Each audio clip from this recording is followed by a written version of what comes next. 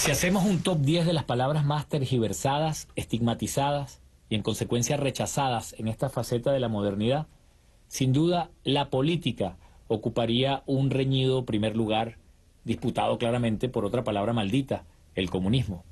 Y es que ambas comparten una raíz semántica: política, polis, teoría y práctica de la vida colectiva; comunismo, lo común, teoría y práctica de la comunidad; y por supuesto el mismo enemigo ubérrimo, el liberalismo.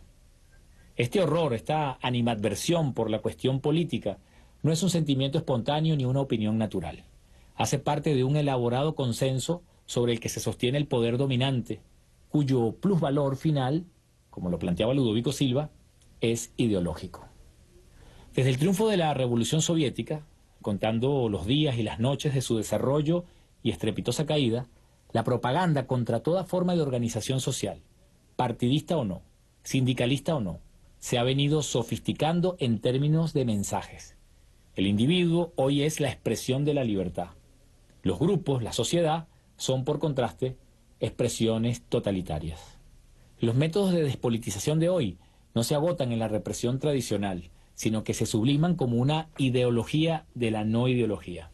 El espectáculo, las técnicas de superación personal, el pragmatismo economicista, el hedonismo, el narcisismo y el miedo a perder la libertad como si verdaderamente la poseyeran, son algunos de los analgésicos con los que se viene construyendo una existencia pospolítica, impotente, solitaria y sobre todo pertinente al status quo.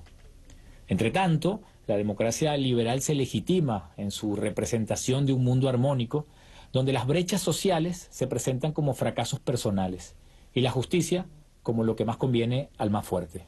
Es el modelo que autoras como Chantal Mouffe critican y combaten, reivindicando el conflicto, las luchas como esencia de la política y también sus posibilidades de construir una verdadera sociedad plural y emancipada. Pero no es solo cuestión de desprestigio. La política como concepto y como forma de relación humana está perseguida por la positivización de la diferencia y la negación a ultranzas del conflicto que le da sentido y valor humano. De estos temas estaremos conversando hoy con Juan Carlos Monedero, heraclitiano, politólogo, activista y catedrático español, que además estará compartiendo las mejores rolas aquí en la cuarta entrega de Lucha Almada.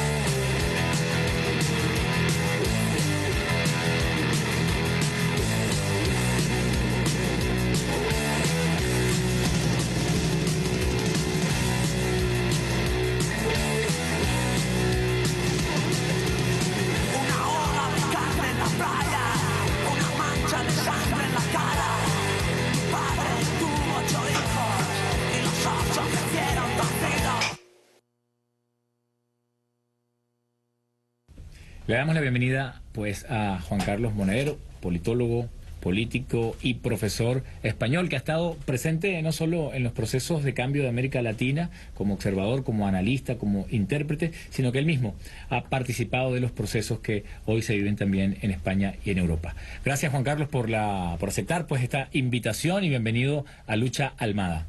Por favor, me siento como en casa. Un placer. Juan Carlos, estamos viviendo lo que podría llamarse una profunda crisis en el orden mundial, una profunda crisis que está marcada por una debacle económica global, también por una guerra que asedia y amenaza no solamente a una región del mundo, sino que se podría escalar y convertirse en una amenaza mundial. Sin embargo, nosotros hemos querido virar la mirada hacia los conceptos. Esto podrá sonar extravagante, pero podría pensarse que hay que revisar en este momento los conceptos de la política y de lo político para entender la situación que vive el mundo en este momento. Claro, porque los conceptos son lo que hay dentro de la caja de las palabras. Y las palabras permanecen, pero los conceptos cambian. Por eso planteamos en la ciencia política que cuando tú lees un libro, por ejemplo, lees El Príncipe de Maquiavelo, que es un libro de 1513, ahí la palabra permanece, que es lo stato, el Estado. Pero el Estado en el siglo XVI no es igual que en el siglo XXI. La palabra permanece, pero el concepto varía. O si quieres, por llevarlo a algún espacio más actual, hoy el matrimonio ya no es la unión de un hombre y una mujer. Hoy el matrimonio puede ser también la unión de dos mujeres o de dos hombres. Es decir, las palabras permanecen, digamos que el vocabulario es más limitado, salvo cuando de repente hay una nueva realidad y tenemos que inventar una nueva palabra, ¿no? Para decir, no sé, disquete o floppy o software o hardware, ¿no? Pero los conceptos se van actualizando. Y los conceptos al final, como decían algunos autores, Nietzsche, y después lo retoma Carl Schmitt, un tipo que tenía el pequeño problema de que era nazi, pero era muy listo, ¿no? Y recurrimos mucho a su pensamiento porque seguramente desde su ira y desde su rabia, con su poderosa inteligencia, nos ayuda a entender cosas, pero no hay que olvidar tampoco, ya digo, que era un nazi. Y él decía que todos los conceptos políticos son conceptos en lucha, porque vamos a pelearnos qué es lo que le metemos dentro. Si Uribe o Duque o Trump quiere meterle dentro de la palabra democracia sus conceptos, nos va a llenar de cacharrería, nos va a llenar de cosas inservibles. Pero en cambio, si un proceso revolucionario quiere rellenar la palabra democracia de conceptos, pues le va a meter ahí participación, igualdad, justicia. Las palabras, ya digo, permanecen y los conceptos cambian. A veces las palabras tienen tanta fuerza que es complicado cambiarles el contenido. Por ejemplo, la palabra justicia social. El Papa Francisco habla de justicia social y todo el mundo entiende que está hablando de compasión, que está hablando de redistribución de la renta, que está hablando de cuidados, que está hablando de respeto. Y por eso Milei, este loco, ¿no?, que va a la segunda vuelta en Argentina, insultaba al Papa diciendo que ¿qué es eso de justicia social? Porque entiende que desde su perspectiva justicia social es un mito para ellos igualitario y totalitario, ¿no?, al cual equiparan con el comunismo. Entonces, ya digo, la pelea por las palabras y por los conceptos es una pelea eminentemente política. Y hablando de la palabra política, ¿qué decimos hoy cuando decimos política? ¿A qué nos estamos refiriendo? ¿Estamos hablando del mismo lenguaje cuando nos referimos a la razón política, cuando nos referimos al juego político, cuando nos referimos a lo político? ¿Cómo lo podemos entender en este momento?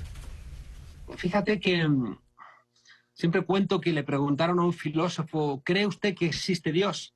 Y entonces le contestó al que le interrogaba, dígame usted qué entiende por creer, por existir y por Dios, y entonces le contesto, ¿no? Entonces, porque cada uno usa las palabras como puede o como las necesita, pero no necesariamente el que te escucha piensa lo mismo. Es la diferencia entre las ciencias sociales y las ciencias naturales. Nadie te va a decir, Freddy, hoy te has levantado desoxirribonucleico, ¿no? Porque no se dice. En cambio, sí que utilizamos las palabras de la ciencia política: populismo, democracia, revolución, partido, libertad. Todas esas palabras están sometidas al criterio de quien las define. Podemos tener algún acercamiento, algún tipo de acuerdo, ¿no? La política, fíjate, hay quien la ha definido como el arte de lo posible, que es una definición que es bonita, pero y que se aproxima un poco a la necesidad de que la política sea algo abierto, algo que está en proceso, algo que fluye, y que no tiene reglas científicas y que por tanto es un arte y que tiene que ver con la capacidad real de cambiar las cosas, ¿no? Pero es una definición que en el fondo no dice nada. Hay otras definiciones de política que me gustan más, que hace referencia a que la política es una parte de lo social, igual que está la economía, está el derecho, está la cultura. La política es una parte de lo social que tiene que ver con la gestión del conflicto. La política tiene que ver con la definición de metas colectivas de obligado cumplimiento. Todas las sociedades, esto no creas que es tan complicado de entender. En todas las sociedades tenemos 4 grandes subsistemas que tienen que responder a 4 grandes problemas que tenemos los seres humanos porque vivimos en sociedad. Tenemos un problema de escasez y por tanto la economía se encarga de gestionar la escasez. Tenemos un problema de que los seres humanos somos animales sociales, tenemos un instinto individualista y también tenemos un instinto colectivo y eso está en lucha constante, está inscrito biológicamente, tenemos esa pulsión individual de supervivencia, pero también tenemos ese elemento colectivo que nos ha permitido llegar hasta aquí sin tener colmillos, ni garras, ni cuello poderoso, ni cuernos, ¿no? Y por tanto tenemos también una tensión hacia lo centrífugo y el derecho se encarga, ¿no?, de integrarnos. Tenemos también como seres humanos que pensamos, como Homo sapiens, tenemos la carga terrible de pensar la muerte y por eso necesitamos solventar el peso de la muerte con la trascendencia, con la familia, que es una idea cultural, con la religión, con la nación. Y nos falta el 4.º gran subsistema junto a la economía que gestiona la escasez, el derecho que gestiona la desintegración y la cultura que gestiona la falta de sentido, nos falta la política. La política lo que gestiona es el conflicto. ¿Y cómo lo gestiona? Con el poder. Entonces el poder es la herramienta, igual que la división del trabajo es la que la economía ayuda, ¿no?, a solventar la escasez, o las leyes o las normas son las que ayudan a solventar el problema de la integración, o, como te decía, la idea de trascendencia, pensada en la familia, en la nación o en la religión, solventa la falta de sentido. En la política es el poder el que gestiona el conflicto para conseguir la paz, ¿no? Entonces, es una mirada que vale para cualquier sociedad y que nos ayuda a entender qué es la política, ¿no? Y en ese sentido, claro, la política es la que está gestionando el poder, que puede ser, como decía Aristóteles, el poder de uno, el poder de varios o el poder de todos. Las monarquías, las oligarquías y las democracias, ¿no? Y que tiene como fin, ya digo, gestionar un conflicto que es inherente. Y fíjate que es una cosa que es importante, que es la gran mentira del modelo neoliberal. El modelo neoliberal, para poderse implantar, nos dijo que no había conflicto. Sí. Fíjate, en los años 70, cuando la izquierda intelectual está diciendo que a raíz de la crisis del 73, la crisis del Yom Kippur, la guerra árabe-israelí, ¿no?, donde se multiplican por 4 los precios del petróleo y hay una caída de la productividad, de repente hay que inventar, antes decíamos las palabras, hay que inventar una nueva palabra porque por vez primera hay desempleo, es decir, hay estancamiento económico y hay inflación. Entonces hay que inventar la palabra estanflación, que es una palabra nueva que surge en los 70, ¿no? Entonces, fíjate que ahí la izquierda, Jürgen Habermas, Klaus Hoffe, James O'Connor, los grandes pensadores de los años 70 dicen, hay una crisis de legitimidad del sistema capitalista. ¿Y sabes qué hace la derecha? Dice, es verdad, hay una crisis, son inteligentes, no niegan que había una crisis porque era evidente un empeoramiento de las condiciones de vida, había lucha armada, había presiones, estaba el mayo del 68, estaba el proceso de descolonización, era un momento donde el sistema capitalista estaba en riesgo, ¿no? Y sobre todo al hundirse la economía, pues era muy difícil que el modelo económico se mantuviera, ¿no? En aquel momento todavía la Unión Soviética aparecía como un faro de emancipación, no conocíamos, ¿no?, que realmente era menos luminoso de lo que parecía.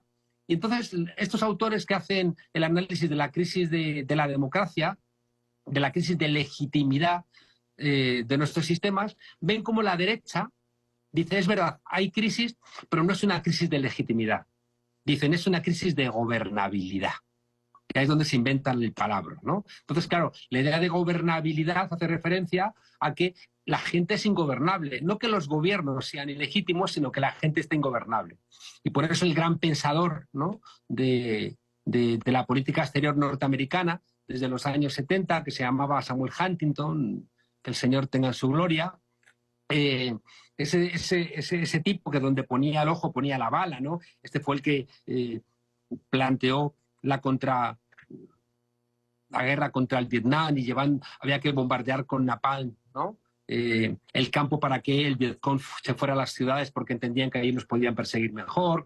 Es el que en los años 60 plantea que los cambios hay que hacerlos cupularmente para que nunca desborden el marco institucional. Es el que habla de la tercera ola para decir cómo tienen que ser las transiciones, primero en el sur de Europa y después en el mundo soviético. Es el que plantea en los 90 el choque de civilizaciones, cuando desaparece la Unión Soviética. Es el señor que dice, no, ahora el enemigo son los árabes.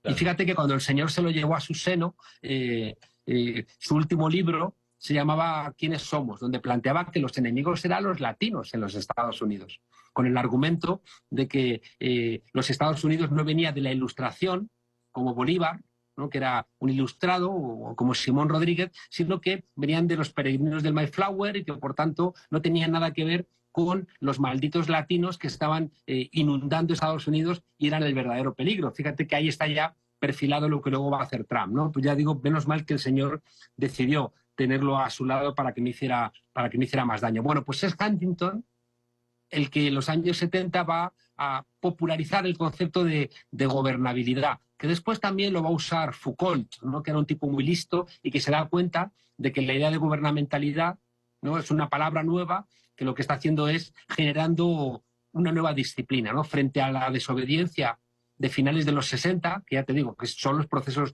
no solamente es el mayo del 68, son los procesos de descolonización, son Malcolm X, es Martin Luther King, es el Che Guevara, es el Tlatelolco, la Plaza de las Tres Culturas, es la lucha armada en Italia, es las reclamaciones feministas. Es un momento donde el sistema no puede gestionar todas las demandas y por eso Huntington va a decir, no hablemos de crisis de legitimidad, lo que hay es un exceso de democracia, utiliza el concepto, hay un exceso de democracia que genera ingobernabilidad. Por tanto, lo que hay que hacer es volver a hacer gobernables nuestras sociedades, ¿no? Entonces, ese concepto de gobernabilidad es un concepto que está en el corazón del modelo neoliberal. ¿Por qué? Porque el concepto de gobernabilidad lo que te dice es que hay que reducir el conflicto. Mientras que la izquierda dice, no, hay que inyectar conflicto, porque inyectar conflicto es politizar. Mientras que cuando tú sacas conflicto, despolitizas. Entonces, la idea de una política progresista es, no. Si usted niega el conflicto, está negando que hay tensiones de clase, de género, de raza. Y por eso la gran pelea, fíjate, entre el modelo neoliberal y el modelo democrático es que los neoliberales dicen, no, gobernabilidad. Y después de la gobernabilidad, gobernanza. Y la gobernanza es, no, tienen que estar las empresas, tienen que estar los sindicatos, los partidos, pero también las organizaciones internacionales gestionando los países. Mientras que la izquierda dice, no me hable usted de gobernanza, vamos a hablar del conflicto inherente a nuestras sociedades. Porque hay un conflicto de clase entre el capital y el trabajo. Claro. Y si usted me dice que ese conflicto se puede negociar, ¿cómo se puede negociar? ¿Reduciendo los trabajadores a subidas salariales? ¿Renunciando los trabajadores a derechos de salud? Porque la única forma realmente de solventar el conflicto entre el capital y el trabajo es que desapareciera la propiedad privada. Y eso no me lo está usted reconociendo. Usted no quiere que desaparezca la propiedad privada. Y para definir en términos intelectuales que todos se pueden sentar en la mesa a solventar de una manera superficial los problemas, porque nunca vas a solventar el conflicto de clase, nunca vas a solventar el conflicto de raza, nunca vas a solventar el conflicto de género desde presupuestos neoliberales que solamente confían en que el mercado de alguna manera gestione esas diferencias. Y por eso va a haber una diferencia sustancial entre cómo defines la política desde una perspectiva democrática que necesita el conflicto para poder solventar los problemas, o una definición neoliberal de la política que dice que no hay conflicto porque lo que hay es un intercambio igualitario en el mercado. Vale, bueno, tomo tu última palabra del mercado para escuchar una canción de la banda chilena Los Prisioneros, su disco debut 1986, que se llama justamente Quieren Dinero. Pero quieras que no, Juan Carlos, la política, como tú la has esbozado, tiene por lo menos, obedece por lo menos a una necesidad radical, una necesidad de satisfacer, que el individuo tiene que satisfacer sus prioridades, su sustento de vida, y que solo lo puede hacer en la realización colectiva. Y por otro lado, está en el conflicto de las ideas, el conflicto de la forma como pensamos que este método de la política puede solventar las necesidades individuales. Al menos este concepto está muy bien anclado en La República, que es un libro fundamental del pensamiento occidental, y yo diría también de la filosofía en general. Esta sustracción de pronto de la conflictividad, vamos a llamarla en este momento ideológica, aunque esa palabra tiene muchos matices, de la conflictividad ideológica, apunta simplemente a la implementación de una idea única, que es la idea de que solo el mercado salva y solo el mercado puede solucionar aquello que es solucionable. Si hay desigualdad social y la desigualdad social no se puede solucionar, entonces eso no es un asunto del mercado. El asunto del mercado es brindar oportunidades para que, en todo caso, los individuos satisfagan sus necesidades por sí mismos y para sí mismos. Hay entonces una crisis del concepto político en este momento que pueda dar cuenta de las diferentes fallas que tiene ahora el orden mundial. Mira que si miras en las librerías, crecen y crecen los libros de autoayuda. Y los libros de autoayuda te ofrecen una salida individual, que es una salida muy mercantil, ¿no? Hayek, que es el gran pensador del modelo neoliberal, igual que Huntington es el pensador de la geopolítica norteamericana, junto con Nixon, Kissinger, pero él es el gran teórico, práctico. El pensador del modelo neoliberal es Hayek, y luego su discípulo Friedman. Y Hayek decía que la sociedad no existe. Él es quien acuña la frase que después va a retomar nuestra amiga Margaret Thatcher, ¿no? Hayek es el que va a plantear la idea de que la sociedad no existe, que luego la va a retomar Margaret Thatcher. Y él plantea que todo lo que tenga que ver con la justicia social es comunismo, es un enemigo de la libertad, porque el único lugar donde la libertad realmente se ejerce es en el mercado, gente intercambiando, ¿no?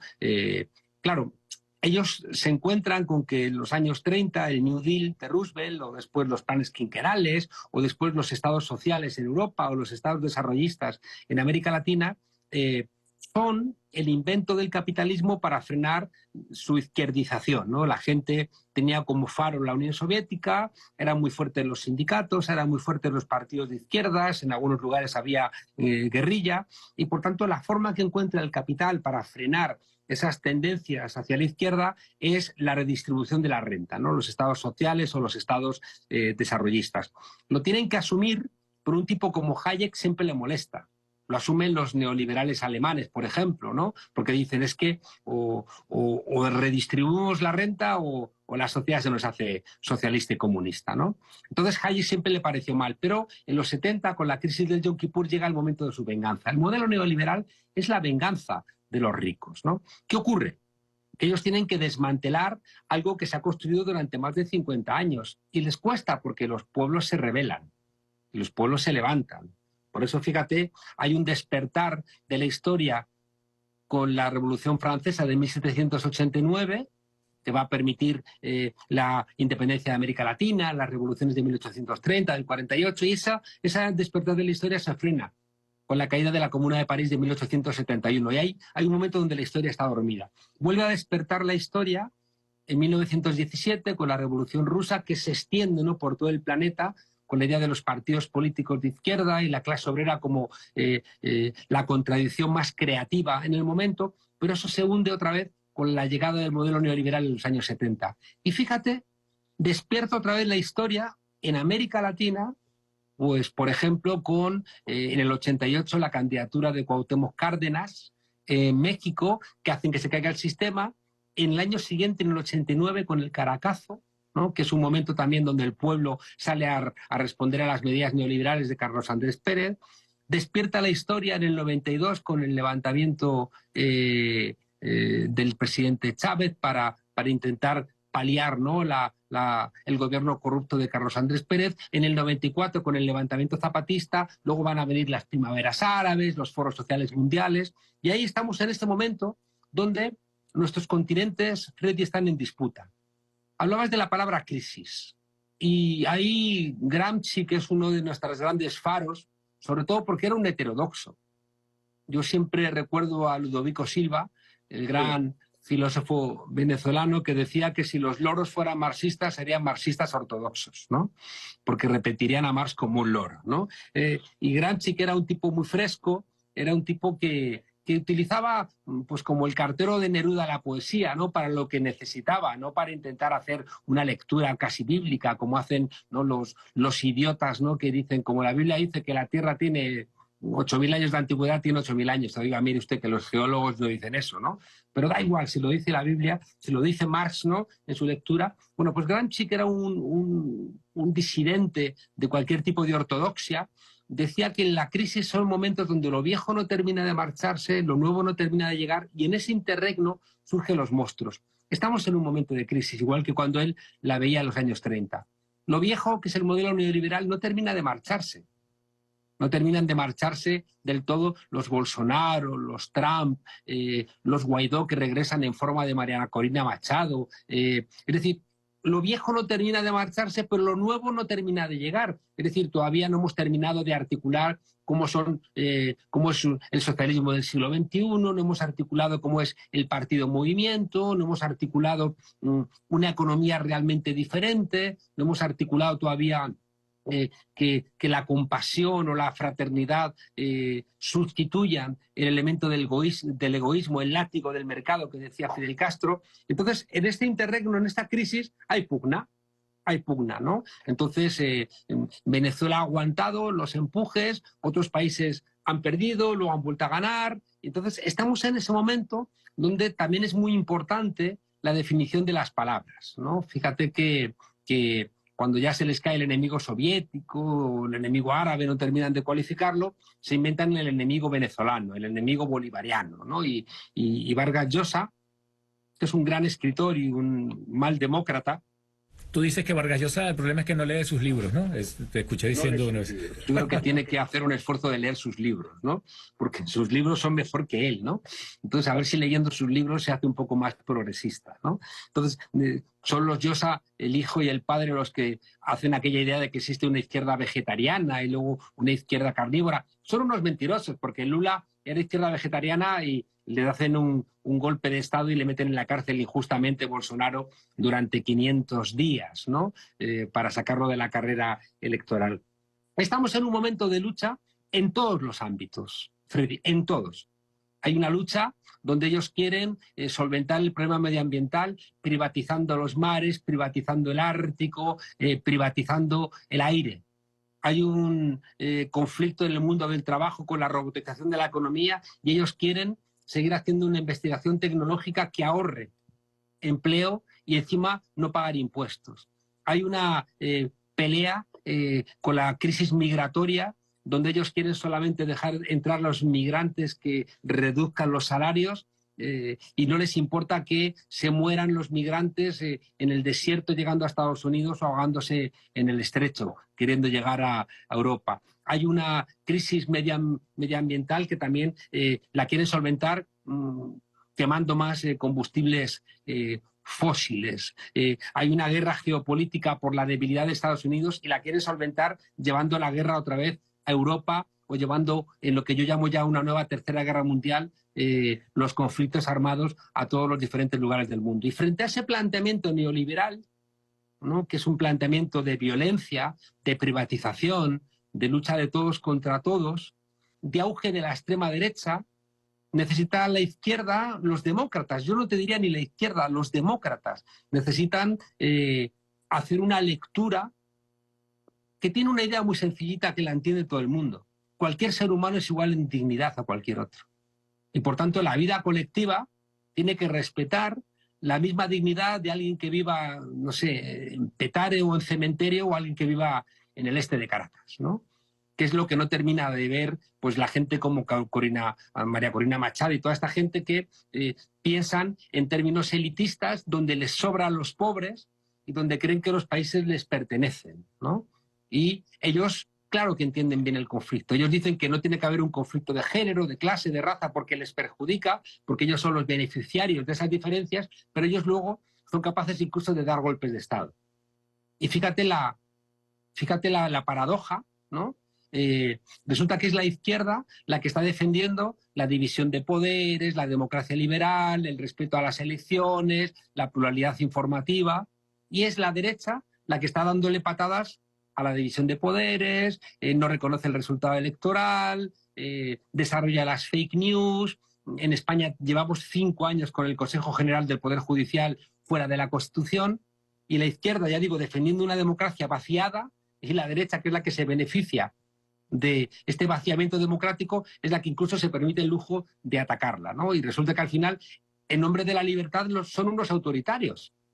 Es decir, no, en nombre de la libertad no quiero que nadie me haga pagar impuestos, en nombre de la libertad no quiero que nadie me haga respetar reglas medioambientales, en nombre de la libertad no quiero que nadie restrinja, ¿no?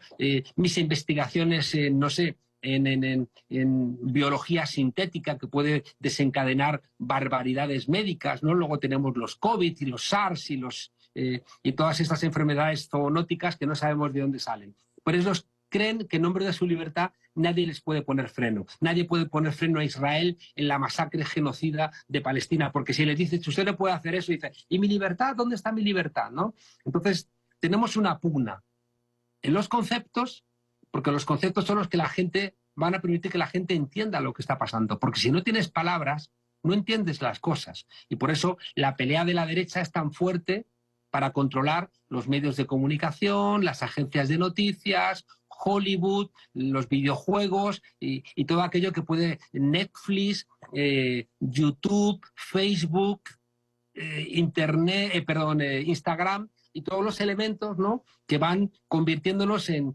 consumidores entretenidos y no en gente consciente y organizada, que es lo que puede inyectar, ¿no?, optimismo a un mundo pesimista. Me hace pensar precisamente en un libro de Ludovico Silva que se tituló La plusvalía ideológica. Él intentó unir dos conceptos marxistas de plusvalía y de ideología. Y se hace cargo un poco de esto último, donde Marx no llegó lamentablemente lo suficientemente lejos, que es definir qué papel juega la ideología, o qué papel juega los sentidos comunes falsamente construidos, o qué papel juegan los consensos dentro de las democracias liberales. Él dice, se va a sustraer toda conflictividad de clase y toda dialéctica real para imponernos una moralización de la política que apunta hacia la imposición de la armonía, la tiranía de la armonía, la tiranía del consentimiento. No hay conflicto, todo es armónico, pero es mentira. Pero entonces dice, se va a encargar el mercado de resolver, de gestionar, como has dicho tú, de gestionar técnicamente, como si se tratase de un asunto técnico, estas diferencias, y lo que va a hacer es perpetuarlas. Pero lo que pasó entonces en los años 80 y los años 90 fue un programa profundo y cabal de despolitización de la vida, de despolitización de los países, y lo que quedó fue una democracia que es un cascarón vacío. Badiou, filósofo francés, por eso plantea que toda política, para ser política, debe ser considerada en este momento una política de liberación, es decir, que reivindica la confrontación, que reivindica la conflictividad, y que se propone ser un procedimiento para crear una verdad. Para Badiou, la política es un procedimiento de verdad, y esa verdad de lo político es la justicia. Y sobre todo porque desde que dijo Nietzsche que Dios había muerto, y es una reflexión que ya también está en otros pensadores previos, ¿no?, como Kant, la verdad tiene que consensuarse, ¿no? Si la verdad no puede revelarse, porque si uno ve a Dios y otro no lo ve, ¿cómo nos ponemos de acuerdo, no? Pues entonces pongámonos de acuerdo sobre elementos que podamos consensuar, y por tanto hagamos la verdad como algo consensuado, y va a haber conflicto, porque si tú quieres quedarte con lo mío, si tú quieres usar mi cuerpo, si tú quieres utilizar mis riquezas, ¿no?, si tú, es decir, tienes conflicto de clase, de género, de raza, pues ahí vamos a tener una discusión, ¿no? Y por eso te decía que las palabras son tan importantes, ¿no? Y yo siempre planteo que hay una una progresión de la transformación que es doler, saber, querer, poder y hacer, ¿no? Y si no te duelen las cosas, no transformas, ¿no? Espartaco, hijo y nieto de esclavos, se da cuenta de que el látigo le duele cuando un esclavo llega a la escuela de gladiadores, un esclavo que se había levantado y en vez de crucificarlo lo mandan a galeras, pero como se ponen de moda las peleas de gladiadores, lo sacan de galeras y lo llevan a la escuela de Léntulo, donde conoce a Espartaco, al cual ve madera de líder, y un día le dice yo fui libre. Y al decirle yo fui libre, Espartaco le explota la conciencia y va a convencer a los demás esclavos en esa progresión de doler, saber, querer, poder y hacer, porque él solo no puede. Entonces convence a los demás esclavos, es el momento político, es el momento del conjunto. Entonces ya cuando todos están concienciados al final hacen. Entonces, si a ti no te duelen las cosas, al final no haces. Y por tanto la progresión doler, saber, querer, poder y hacer comienza con que tú le pongas palabras diferentes a tu dolor, ¿no? Tienes que ponerle palabras diferentes a tu dolor, que es lo que va a permitir que tengas la capacidad de transformar lo que existe, ¿no? Entonces, fíjate que desde los años 70 hay una voluntad de controlar el conocimiento. Huntington, el que antes mencionaba, en un libro del año 75, que es una petición de la trilateral para contrarrestar la idea de la crisis de legitimidad, que se llama la crisis de las democracias, que es donde van a establecer la idea de gobernabilidad, es donde van a establecer la idea de que hay un exceso de democracia, es donde van a plantear que hay que sacar a los estudiantes de las universidades y llevarlos a la formación profesional, que los militantes tienen que dejar de financiar a los partidos políticos para que sean menos ideologizados. En ese texto del 75 plantean que hay que controlar Hollywood y que hay que controlar los medios de comunicación, que no puede ser que dos periodistas independientes tumben con el Watergate al presidente de los Estados Unidos, y que no puede ser que los informativos saquen los cadáveres, los féretros de los soldados norteamericanos muertos en Vietnam, y que eso active un sentimiento antiguerra que lleva a Estados Unidos a perder la guerra. Ellos se dan cuenta y dicen, se tiene que acabar. Y entonces empieza toda una construcción enorme, donde hay un libro reciente de Slobodian y otro de Marco Deramo, que han estudiado muy bien cómo desde finales de los 60 los estadounidenses millonarios empiezan a financiar a través de tanques de pensamiento, de fábricas de pensamiento, los llamados think tanks, empiezan a financiar a la derecha. Pero Olin, que es un riquísimo, ¿no?, empresario de químicos y también de la fábrica de Winchester, va a meter pero decenas de millones de dólares porque hay una manifestación de negros en la Universidad de Los Ángeles y él dice, ¿esto qué es? ¿Qué es esto de que los negros toman la universidad? ¿A dónde vamos a llegar? ¿No? Luego está el memorándum Powell, que es un tipo abogado que después va a llevar al Tribunal Supremo Nixon, y que va a hacer un documento diciendo la empresa está asediada, tenemos derecho a hacer una guerrilla contra las izquierdas. Y empiezan a meter plata, de ahí sale Reagan, de ahí va a salir el Tea Party, de ahí va a salir después Donald Trump, de ahí sale Hayek, de ahí sale Milton Friedman, de ahí sale toda la justificación del golpe contra Salvador Allende, de ahí viene toda la justificación de que la izquierda no funciona, de que lo público no funciona, de que el Estado no funciona. Todo eso es dinero que se inyecta para generar después una suerte de sentido común. Fíjate, decíamos en el 15M, en el movimiento de los indignados, en las pancartas decían, nos mean y dicen que llueve.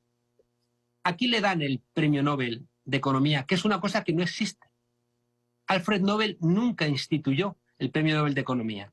El premio Nobel de Economía, el llamado premio Nobel de Economía, es un invento del año 68 del Banco Central de Suecia para frenar la influencia de las izquierdas en la política sueca. Y se llama Premio de Economía a la Excelencia Económica en honor de Alfred Nobel. Pero claro, como ellos son los dueños de los medios de comunicación, lo convierten en el premio Nobel. ¿A quién le dan en el año 74 el premio Nobel de Economía? Lo dan ex aequo a Gunnar Myrdal, porque todavía había una cierta presión de una economía de izquierdas, pero se lo dan también a Friedrich Hayek. ¿Y a quién se lo dan en el 76? A Milton Friedman. Es decir, la academia dice, lo que están haciendo los economistas neoliberales en Chile está muy bien. Miren si está bien que hasta les damos el Premio Nobel de Economía a los dos grandes pensadores del golpe de Estado económico contra Salvador Allende, ¿no? Entonces, claro, es un bombardeo tal, y es una cosa que me sorprendió siempre después de la crisis de 2008, en ninguna facultad del mundo, tampoco en Venezuela, ninguna universidad ha cambiado el pensum de las carreras de economía. Y uno podría preguntarse, oiga, si ustedes lo que enseñan en esas facultades nos ha llevado a una crisis brutal económica de 2008, que nos está llevando a que medio planeta Tierra está devastado. La economía que ustedes enseñan tiene que ver con la barbaridad del tornado de grado 5 ayer en Acapulco, que veis las imágenes y parece que ha pasado una guerra. Oiga, ustedes que están fallando en todas sus predicciones económicas, ¿no han pensado que a lo mejor tienen que cambiar el pensum de las carreras de economía? Pero no lo hacen, porque es ideología, porque es la construcción de un sentido común. En Estados Unidos, Freddy, no hay pobres. En Estados Unidos hay losers. Hay perdedores. Perdedores, sí. Entonces, en esta construcción, donde no existe la justicia social, donde no existe la redistribución de la renta, donde el Estado no tiene que cobrar impuestos, donde el Estado tiene que dejar que la democracia opere en el mercado, claro, hay muchos rotos, esos rotos los van a solventar siempre con violencia. Milei, el loco este argentino, plantea unir el Ministerio de Defensa y el Ministerio de Policía. ¿Para qué? Pues para reprimir las protestas de los sindicatos y de los trabajadores cuando protesten por la vida miserable que les promete el modelo neoliberal, ¿no? Entonces, claro, al final es toda una construcción donde dicen que no hay conflicto, lo que hacen es silenciar el conflicto, ¿no? A golpes y a porrazos, donde pueden invadir países, donde pueden bloquear países sin ningún tipo de pudor, pero en su discurso es, no, todo está muy bien, no hay ningún tipo de conflicto. Y déjame decirte una cosa muy importante, Freddy.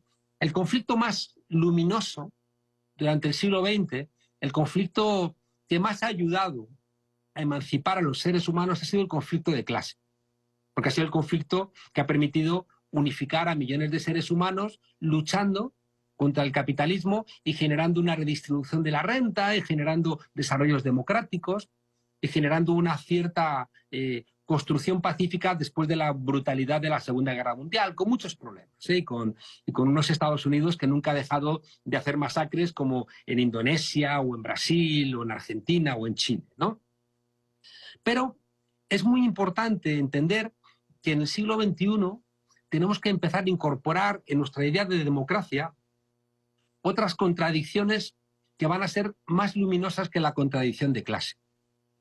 Y un país como Venezuela, que ha sido puntero, ¿no?, en la reflexión sobre el socialismo del siglo XXI, tiene que pensar, el presidente Chávez lo hacía mucho, en cómo, por ejemplo, los conflictos medioambientales van a ser muy creativos para superar el modelo capitalista.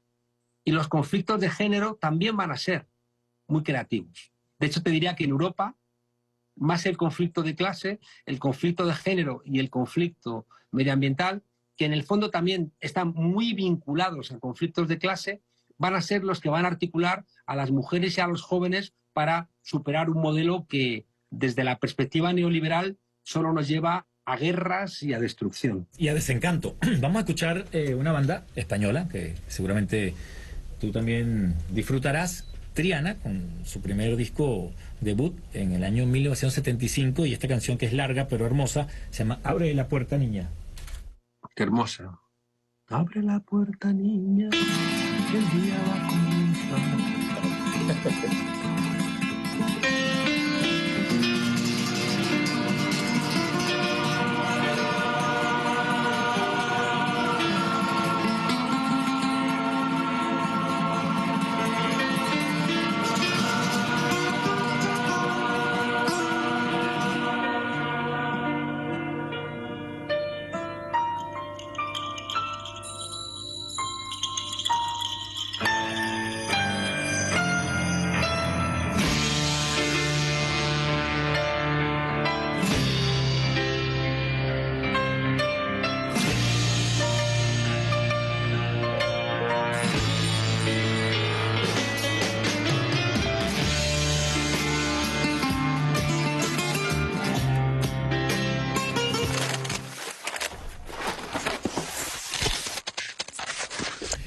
El presidente Nicolás Maduro ha estado en permanente revisión precisamente conceptual y analizando dialécticamente cómo las ideas en la realidad pueden o no pueden encarnarse, qué puede salir bien, qué puede salir mal, y cómo rectificar y cómo construir en la actualidad pensamiento, cómo construir conceptos, cómo construir teorías, porque definitivamente la política no se puede concebir sin ideas. No es una acción pragmática para solucionar necesidades, no es una acción pragmática para regular los odios, debe estar guiada por ideas.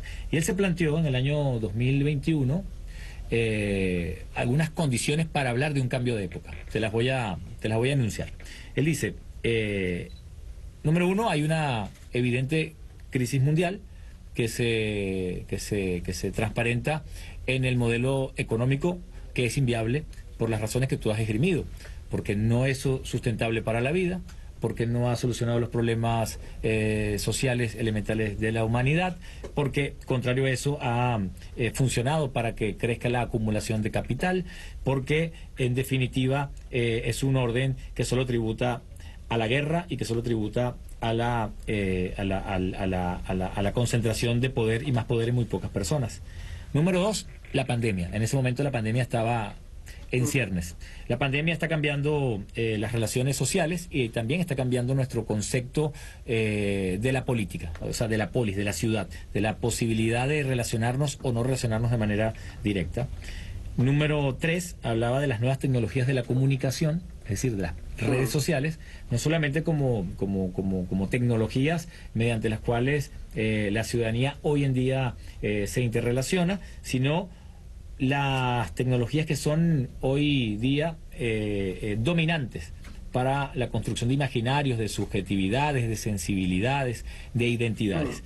Y en cuarto lugar, entrando ya la guerra Ucrania-Rusia, como cuatro elementos que hablan de un cambio de época. Pero él decía, no es suficiente que estos elementos estén allí planteando un cambio de época, es necesario convertir ese cambio de época en una época de cambios.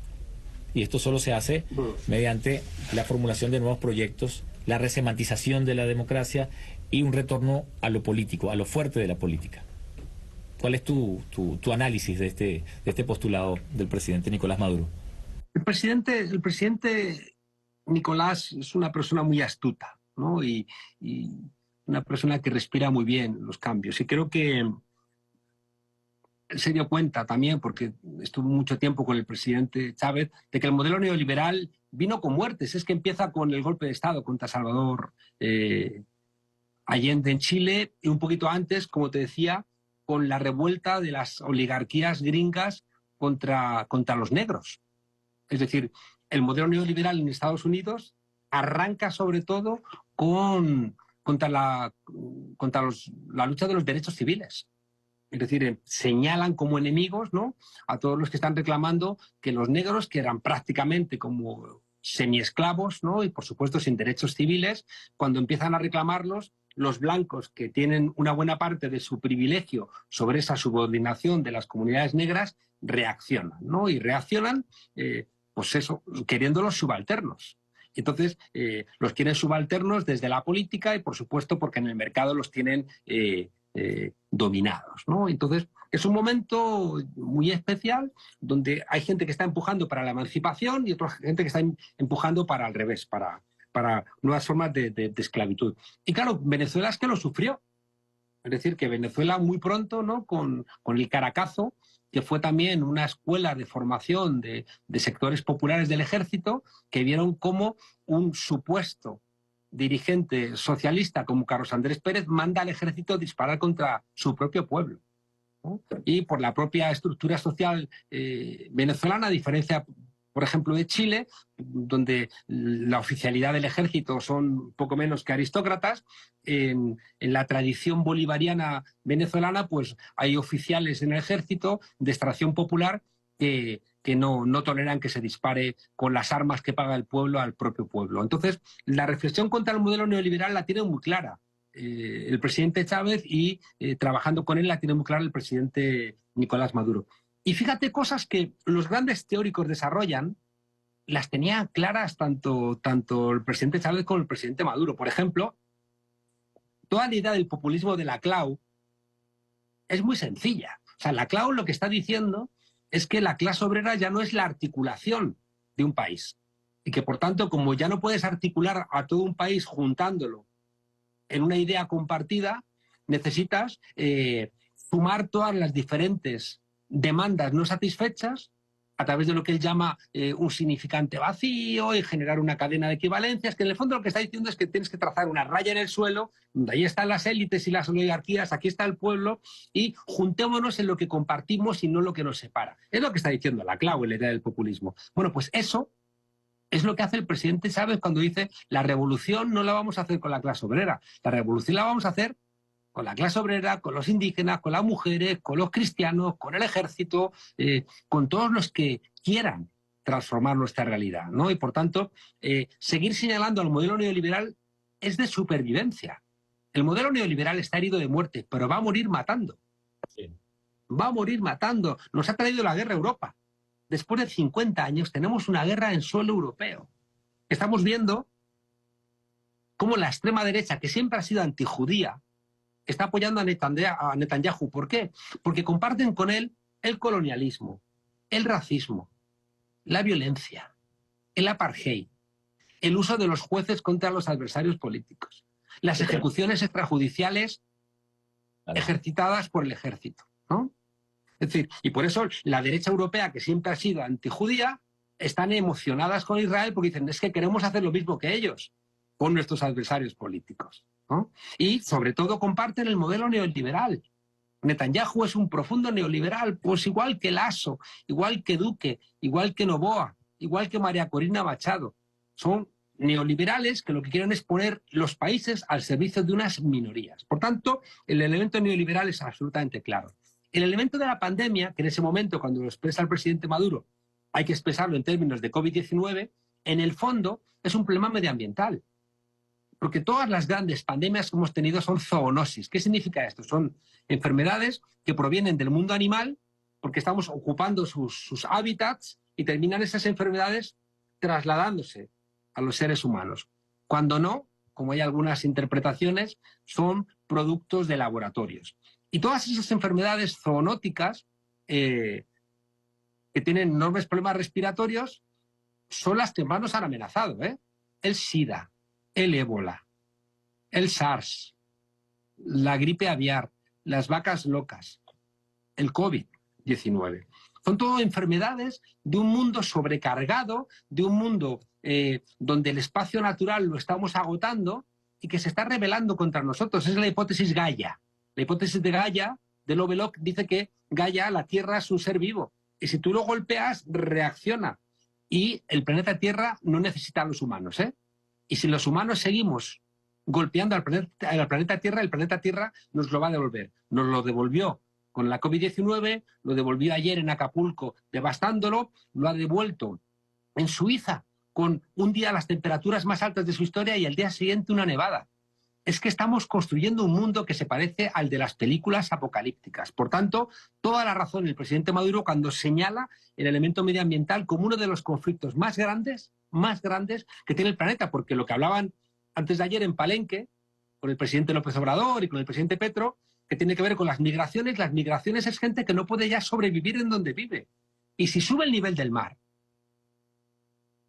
van a haber cientos de millones de seres humanos que ya no van a poder vivir en la costa y van a tener que emigrar. Es decir, señalar, ya digo, los problemas medioambientales es de una enorme inteligencia. En tercer lugar, claro, todo lo que tiene que ver con la tecnología. Hay una cosa, Freddy, te invito a que hagas un programa sobre el tema. Va a cambiar el mundo de la inteligencia artificial. Y no estamos reflexionándolo, ¿no? Es decir, fíjate que cuando DeepMind, ¿no?, esta empresa de inteligencia artificial, logra derrotar al jugador más importante de China, al Go, se está abriendo una nueva etapa. ¿Por qué? Porque ya no es que estén metiendo parámetros en una computadora, sino que la computadora está autoaprendiendo. Claro. Y esto genera, acabo de terminar un libro de Suleiman, ¿no?, sobre la ola que viene. Él es el creador de DeepMind y dice, cuidado que hemos abierto la caja de los truenos. Los computadores cuánticos son capaces ya de aprender y pueden controlar misiles balísticos, transformaciones genéticas, el tráfico aéreo, pueden saber, fíjate que toda la realidad bancaria y las criptomonedas se basan en la criptografía, los ordenadores cuánticos te destrozan, ¿no? Y te abren esos códigos. Y sobre todo, ya te digo, el elemento, ¿no? del abaratamiento, tanto de la inteligencia artificial como de la biología sintética, generan un mundo que no podemos controlar. Es decir, que un tipo con $2.000 puede manipular cadenas de ADN en su casa, ¿no? Pidiéndolo por Amazon. Y un tipo con una computadora en su casa puede generar un conflicto militar, ¿no? Y por tanto, la tecnología tenemos que reflexionarla y tenemos que reflexionarla políticamente, porque si no, hay empresas que ya tienen mucho más poder que muchos estados, ¿no? Y por tanto, también tiene razón el presidente Maduro cuando señala como un elemento de cambio de época a todo lo que tiene que ver con las comunicaciones. Claro, la guerra, como bien planteaba, y lo conoce bien, porque la ha sufrido Venezuela, es otro de los elementos. La guerra siempre es el plan C del capitalismo en crisis. El plan B es el fascismo. El plan B son las Xochitl, son fascismos económicos, ¿no? La Xochitl en México, Noboa en Ecuador, Milei en Argentina, Abascal en España o María Corina Machado ahora después del espectáculo fallido de Guaidó. Hay que ver cómo olvida la derecha, ¿eh? Qué rápido se seca la sangre, ¿no? Guaidó, que es un responsable de una parte del empobrecimiento de Venezuela al permitir que le roben el oro, le roben barcos, le roben su riqueza. O sea, Guaidó en España estaría en la cárcel. Guaidó en España estaría detenido. Y nadie cuestionaría que estuviera en la cárcel por el daño que le ha hecho a su país. Bueno, por ahora se van a inventar a la nueva, a Corina Machado, y la veremos en CNN, y la veremos en las portadas y las tapas de los periódicos europeos, y la presentarán como la gran lideresa, que lo que haría es inyectar neoliberalismo en Venezuela y convertirla, pues eso, convertirla en un país pues como lo que han hecho en todos los países donde los neoliberales han entrado. Te diría que hay un último elemento al que yo le diría humildemente al presidente que lo reflexionara, aunque quizá no lo ha hecho porque también Venezuela con el presidente Chávez avanzó mucho. Ese era el único país del mundo donde había tantas mujeres en el gobierno. Hoy, que es una exigencia a través de la paridad, por ejemplo, siempre la Contralor, los tribunales, había mujeres. Sigue siéndolo, ¿eh? Ayer el presidente lanzó un programa muy, muy complejo y muy, muy comprometido para las mujeres que se llama la Gran Misión Venezuela Mujer, donde hay procesos de formación, lucha contra la violencia de género, desarrollo económico específicamente de la mujer, formación permanente de la mujer. Es decir, hay eso, pero ¿qué elemento añadirías tú en ese sentido? Un quinto elemento. Te diría que es muy importante que lo reflexionemos, ¿no? Porque el papel de las mujeres y el feminismo no podemos pensarlo sin la raza y sin la clase.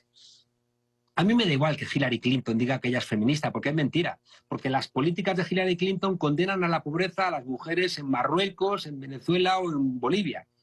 Y por tanto es una falsa feminista, porque una feminista quiere que las mujeres mejoren su condición de vida en todos lados, y para que las mujeres mejoren su condición de vida no puede funcionar el modelo neoliberal. Por tanto, ser feminista y neoliberal es una inconsistencia, es un oxímoron, son dos conceptos que se niegan mutuamente, ¿no? Por eso no basta con que haya mujeres en los sitios. ¿De qué me sirve colocar a Margaret Thatcher?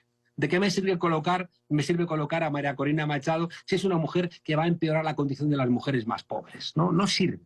¿No? Tenemos que entender que el feminismo del siglo XXI, y eso lo entienden muy bien las mujeres jóvenes, tiene que ser superador del modelo neoliberal, tiene que ser profundamente respetuoso del medio ambiente, tiene que ser internacionalista, y son elementos que sí que están teniendo las mujeres. La solidaridad de las redes internacionales feministas es muy hermosa, ¿no? Que es algo que, por ejemplo, han perdido los sindicatos de clase. Es muy complicado que los sindicatos venezolanos tengan relación con los sindicatos de otros países. En cambio, las feministas venezolanas sí tienen relación con las feministas de México, de Ecuador, de Bolivia y de otros lugares, ¿no? Y por tanto, a estos elementos que tú me has planteado de lucha contra el modelo neoliberal, lucha por la crisis medioambiental, que no solamente es calentamiento global, también es desertización, es pérdida de biodiversidad. Ya digo, entonces sumamos lucha contra el neoliberalismo, lucha contra el cambio medioambiental, lucha por democratizar las nuevas tecnologías, lucha contra las guerras y lucha por incorporar a las mujeres como un actor político, bueno, pues que está ahí todavía infrautilizado y que con esa concepción que han tenido las mujeres siempre de los cuidados, a mí me hace ser matizadamente optimista, ¿no? Es decir, creo que las mujeres en política, pues creo que lo van a hacer mejor que nosotros, ¿no? Creo que nuestro exceso de testosterona y las muchas películas que hemos visto de Bruce Willis al final nos embrutecen, ¿no? Entonces tengo la sensación de que hay un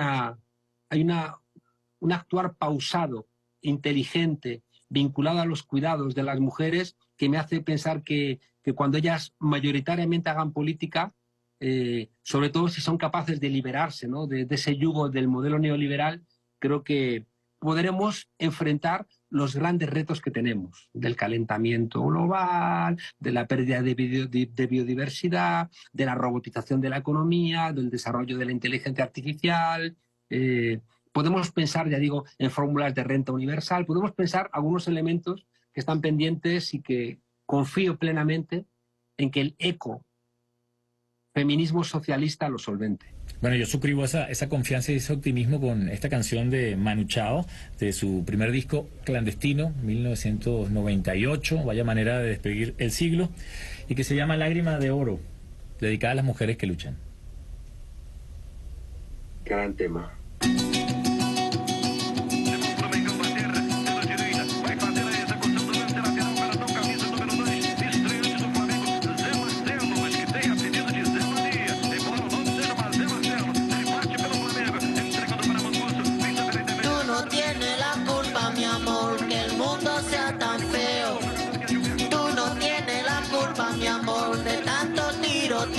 Va por la calle llorando, lágrima de oro, va por la calle brotando, lágrima de oro, tú no tienes la culpa, mi amor.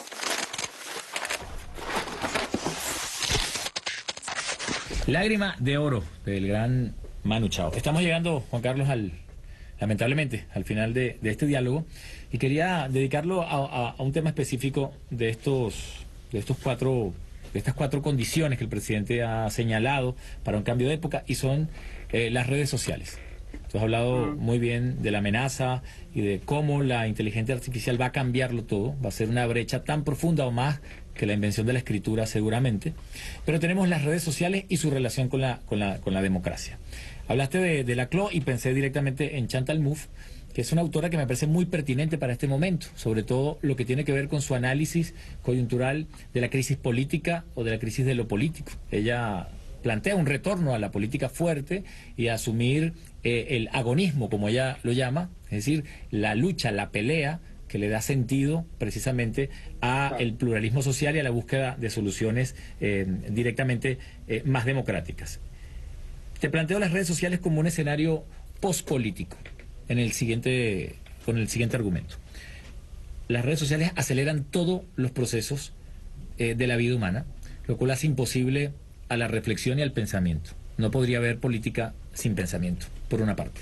En segundo lugar, las redes sociales desterritorializan o privilegian un territorio virtual, universal, globalista, que crea individuos hidropónicos, es decir, individuos que no tienen los pies en la tierra, en su territorio, en su realidad. Pero al mismo tiempo las redes sociales disuelven la posibilidad de una verdad. No podría haber política sin ideas, sin territorio y muchísimo menos sin verdades. Porque aunque las verdades hoy se construyan por consenso, esos procesos que son conflictivos y que nos llevan a la construcción o delimitación, a la moderación de una verdad, son en este momento inviables en el mundo de la fake news, de la velocidad y del narcisismo exacerbado que hoy construye como mensaje este medio de comunicación para el consumo cultural, para las relaciones sociales y para la información. Política y pospolítica en las redes sociales. Mira, el capitalismo es espectacular desarrollando las fuerzas productivas. Lo cuenta Marx y Engels en el Manifiesto Comunista, ¿no? Derriba las murallas chinas, ¿no? A través de los precios. El desarrollo tecnológico tiene que ver con el sistema capitalista. Lo que pasa es que mata la vida, mata la alegría. Nos permite llegar a la luna, pero agota el Amazonas y, por tanto, hipoteca la vida. Trabajamos más horas que un esclavo griego en la Grecia clásica. Vivimos llenos de incertidumbre, y, vivimos con miedo. Vivimos más años, pero también vivimos con mucha angustia. Y parece que todos los elementos que nos posibilita el desarrollo tecnológico, que son espectaculares, parece que también en una suerte de quid pro quo nos quiere cobrar un precio altísimo por ello, ¿no? Creo que las redes sociales nos emocionaron cuando nacen porque dijimos ya no vamos a depender de los grandes periódicos, pero resulta que los grandes capitales inyectan las redes de fake news, ¿no? Y nos encontramos con que las elecciones, por ejemplo, las están tergiversando porque compran a través de granjas de bots y a través de su falsificación, ¿no? Estoy pensando en Lasso, ¿no? que metió muchísimo dinero teniendo fábricas de bots para incidir en las elecciones, o Bolsonaro, que se gastó millones de dólares en WhatsApp. Al final las redes sociales se convierten en espacios de mentiras. Hay 3 o 4 tipos en España, por ejemplo, muy financiados por grandes capitales que construyen constantemente bulos. Y pese a que se le dice a Mark Zuckerberg, ¿no? que no pueden mentir, ¿no? o a Elon Musk les da igual, les dejan mentir, ¿no? Entonces, ayer un tipo con un paraguas asaltó a otro tipo para robar el reloj y colocaron estos grandes personajes de las redes que había sido un musulmán al grito de Alá es grande, ¿no? Y que había apuñalado a un tipo. Entonces, claro, generan un odio que es horroroso, ¿no? Con la inteligencia artificial nos hemos reído viendo al Papa con un traje blanco, nos hemos reído viendo a Donald Trump detenido por unos policías, pero es que en un colegio hace un mes unos niños falsificaron fotos de sus compañeras de colegio desnudándolas a través de una aplicación que permite hacer eso y las subieron a las redes, ¿no? Existe la posibilidad de que digan que has dicho lo que no has dicho. Existe la posibilidad de que te coloquen en una foto que va a quedar en el imaginario popular y que puede hundir una empresa, hundir una reputación, hundir un partido político. En España lo hemos vivido, ¿no? Desde que nace Podemos hay un bombardeo de juicios falsos cuya voluntad no es que ganen los juicios, porque los juicios, como estamos en la Unión Europea, es más complicado que haya barbaridades como la que me encarceló a Lula, pero que tienen un recorrido mediático que no judicial, que es dañino para una fuerza política, ¿no? Y por tanto, en las redes sociales, el anonimato, o sea, Twitter, que podría ser un espacio de discusión, no lo es, porque el anonimato y la apertura de cuentas falsas y el hecho de comprar los comentarios negativos, pues lo han convertido en un maldito vertedero, ¿no? Fíjate que la diferencia entre Wikipedia, ¿no? Que también le han metido mucha plata para tergiversarla y comprar muchas voces, pero Wikipedia funciona de alguna manera porque tiene una estructura de bibliotecarias que son las que filtran las voces desde la perspectiva de la verdad, y que son las que permiten que no cuelen mentiras como las que está intentando colocar, por ejemplo, Israel contra toda evidencia, ¿no? Como, por fortuna, el New York Times, que aguanta un poco como un periódico que se juega su credibilidad, demostraba ayer que efectivamente el misil que derribó el hospital Bautista y mató a 800 personas que estaban allí, incluidas muchísimas mujeres y niños, pues era un misil israelí, ¿no? Dentro de esa locura que tiene el ejército israelí de decir, vamos a golpearos donde os escondáis. Y si os escondéis en una iglesia, bombardeamos la iglesia. Y si os refugiáis en un hospital, bombardeamos el hospital, ¿no? Entonces, claro, Israel ha bombardeado todos los medios de comunicación en España diciendo, no, bueno, no, Israel dice que es esa mentira que funciona ahora con los medios de comunicación, que sentarían ahora, si estuviera el gueto de Varsovia en la actualidad, sentarían al rabino del gueto de Varsovia y sentarían al general de las SS y les dirían, denos su opinión cada uno, ¿no? que es una manera de convertir al periodismo en nazi. Porque cuando tú sientas al jefe de las SS al lado del rabino y le preguntas a la víctima y al victimario que den su opinión, estás apoyando al nazi y te estás convirtiendo en un maldito nazi. Abre la ventana y ves si llueve. Entonces no le das la palabra al que dice que no llueve, porque entonces estás poniendo a la misma altura, ya digo, al que dice la verdad y al que dice la mentira. Y eso no es hacer periodismo, eso es engañar. Y eso lo están construyendo las redes sociales. Las redes sociales, como los conceptos políticos que decíamos al principio, están en lucha. O sea, las redes sociales pueden caer del lado de la emancipación o del lado de la regulación. Yo hice en el programa que hago en Canal Red, hice una pieza sobre Israel que tiene casi 1 millón de reproducciones. Bueno, pues ahí estamos utilizando. Esa pieza no hubiera salido nunca ni en Antena 3, ni en La Sexta, ni en Telecinco, ni siquiera en Televisión Española. En cambio, hay 1 millón de personas que la han visto en las redes sociales. Ese es un uso democrático y emancipador de las redes, pero al mismo tiempo vemos cómo hay tergiversaciones, bulos, fake news, barbaridades, ¿no? ¿Cuál es el problema de fondo, ¿no? Y esta, fíjate que es la conclusión del libro este que te decía de Suleiman, el fundador de DeepMind, y que es un tipo ahora muy preocupado con el desarrollo de la inteligencia artificial. Hay que regular las empresas que se mueven solo por el beneficio.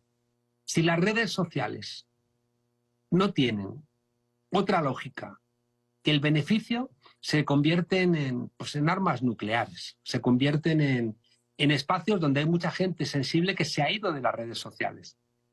Hoy sabemos que los niños tienen depresión si usan mucho las redes sociales. Sabemos que Mark Zuckerberg o Elon Musk no dejan a sus hijos utilizar las tabletas, no dejan a sus hijos utilizar los teléfonos celulares, pero en cambio quieren que nuestros hijos sí los utilicen, porque es una manera de engancharlos como datos para obtener negocio. Las cosas que son adictivas las prohibimos, prohibimos los excesos de azúcares en los bollos, en la bollería de los niños. Bueno, pues igual hay que prohibir el exceso de likes que buscan las redes sociales y que a los niños les hacen profundamente infelices cuando no los reciben. Al final hay una intuición de fondo, ¿no? Y es que, como te decía, el capitalismo, claro que desarrolla las fuerzas productivas al máximo, se nos convierte a todos en esclavos, pero no construye sociedades felices. Por tanto, las redes sociales, para que ayuden a la democracia, tienen que ser espacios de deliberación, no de decisión. Porque decidir apretando un botón no es decidir. No sabes, porque a lo mejor 5 minutos después piensas otra cosa, ¿no? Entonces, las redes sociales tendrían que ser espacios de deliberación, pero tú no puedes deliberar con más de 150 personas, porque está demostrado que es lo que nos da nuestra cabeza para poder tener una cierta interacción, ¿no? Es como un profesor que tuviera 1 millón de alumnos. Pues no tienes 1 millón de alumnos, puedes hablar, pero no les puedes escuchar, ¿no? Y por tanto, tenemos que repensar las redes sociales para que nos sirvan a nosotros. Te la resumiría diciéndotelo de una manera clara. Durante todo el desarrollo industrial y tecnológico de los últimos 5 siglos, el ser humano se ha supeditado a la tecnología.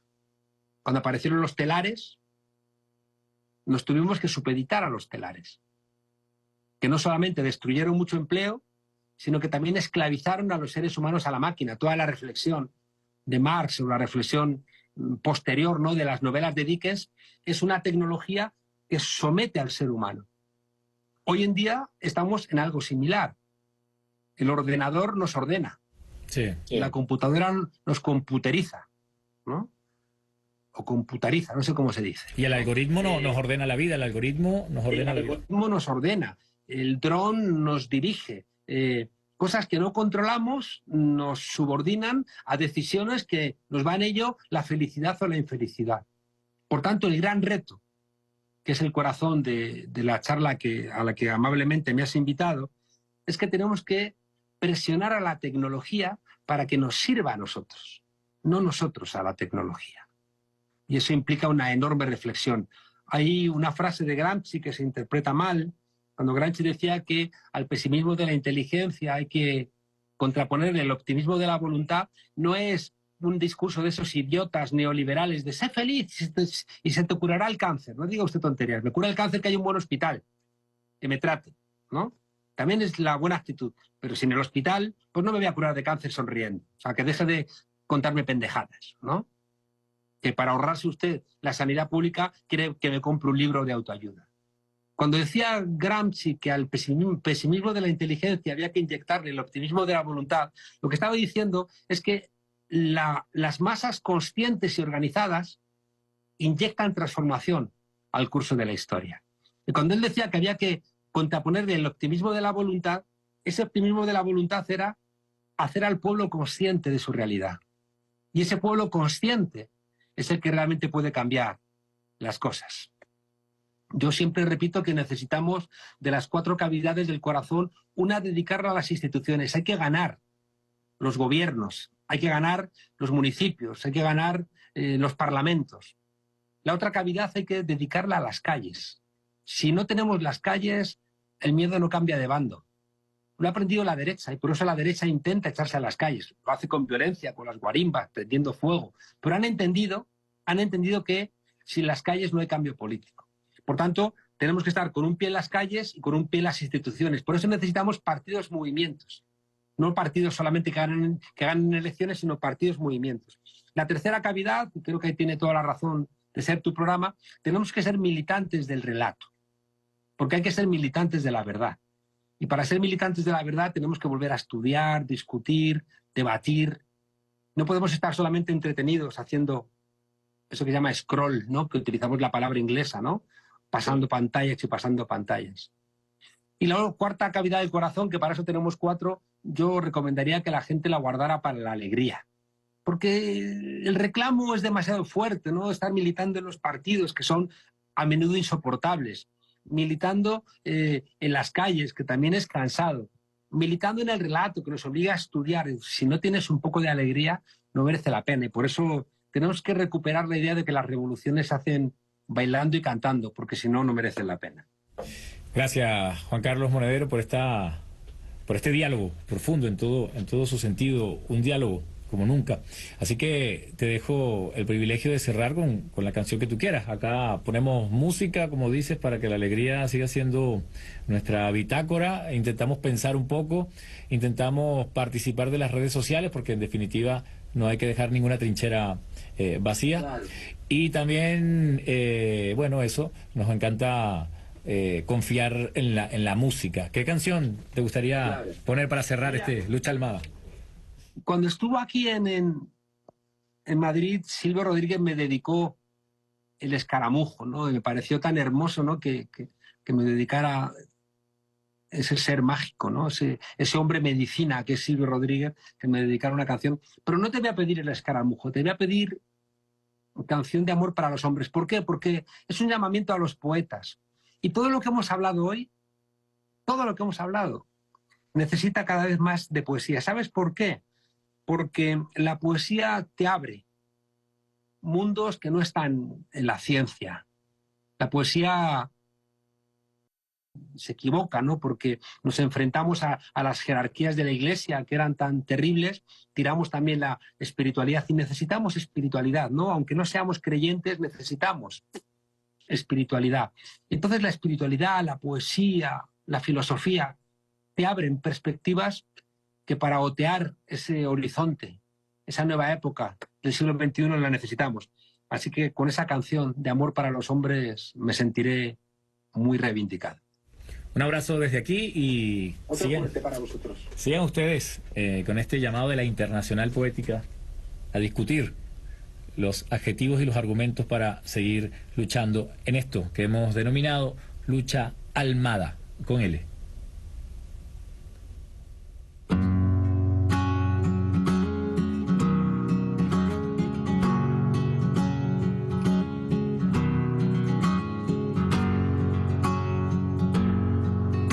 Compañeros poetas, tomando en cuenta los últimos sucesos, en la poesía quisiera preguntar